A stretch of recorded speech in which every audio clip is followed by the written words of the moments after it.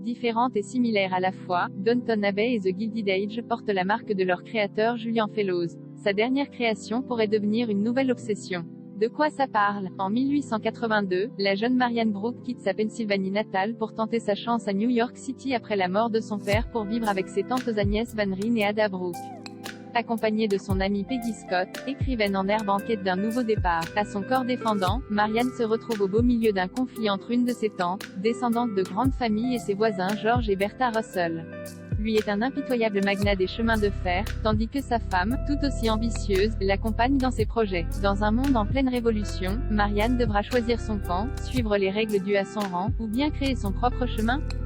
The Gilded Age, une série créée par Julian Fellowes avec Christine Baranski, Cynthia Nixon, Carrie Coon, Louisa Jacobson, Denée Benton. Un épisode chaque lundi à 20h40 sur OCS City est disponible le jour même sur OCS Go. C'est avec qui? La jeune Marianne Brooke est incarnée par Louisa Jacobson qui fait ici ses débuts devant la caméra et qui n'est autre que la dernière fille de Meryl Streep. Face à elle, deux reines du petit écran, Christine Baranski, The Good Fight, et Cynthia Nixon, and Just Like That, jouent les tantes de Marianne, Agnès et Ada. La première, Agnès, est une mondaine américano-néerlandaise fière et têtue qui s'accroche aux anciennes valeurs de l'élite de New York. Elle est excessivement snob et terriblement attachante. La seconde, Ada, est une vieille fille en ce sens où elle ne s'est jamais mariée et dépend de la charité de sa sœur. En face d'elle trois, c'est-à-dire de l'autre côté de la rue, vient de s'installer la famille Russell, tenue d'une main de fer par Bertha, jouée par Carrie Coon, devenue incontournable depuis The Leftovers. C'est une femme déterminée à utiliser son argent et sa position pour pénétrer dans une société policée qui résiste au moindre changement avec ferveur. Elle est l'épouse d'un baron voleur, un terme péjoratif attribué aux nouvelles fortunes apparues aux États-Unis à la fin du XIXe siècle.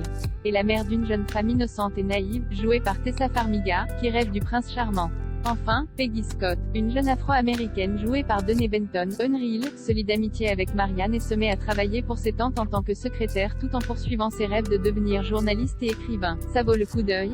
Si vous avez aimé Downton Abbey, si vous avez un fétiche pour les corsets et les robes à crinoline, si vous êtes accro à Gossip Girl pour ses potins et que vous avez craqué pour Bridgerton, alors The Gilded Age est faite pour vous.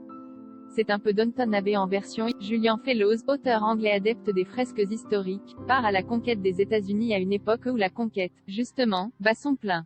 Il scrute la bonne société new-yorkaise où tout apparaît démesuré. Si les gratte-ciels ne viennent pas encore habiller la ligne d'horizon de la grosse pomme, des bâtisses immenses et sublimes sont en train de pousser comme des champignons à Manhattan. Cette fois, le terrain de jeu ne se limite pas à une seule demeure.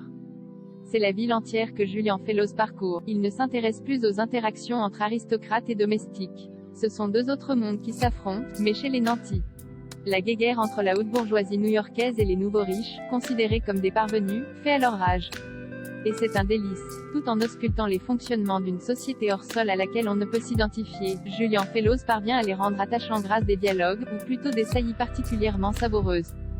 C'est là que se remixent de Gossip Girl et Bridgerton, mais dans une forme, disons, moins ostentatoire, s'épanouit pour le plus grand plaisir du spectateur. The Gilded Age est loin d'être une série qui sent bon la naphtaline, elle s'empare de sujets contemporains tels que l'indépendance des femmes ou encore la représentation des Afro-Américains hors des stéréotypes misérabilistes. C'est surtout une série de femmes puissantes, malgré leurs conditions féminines et malgré l'époque. Puissantes parce qu'elles ont en commun de prendre elles-mêmes leur destin en main.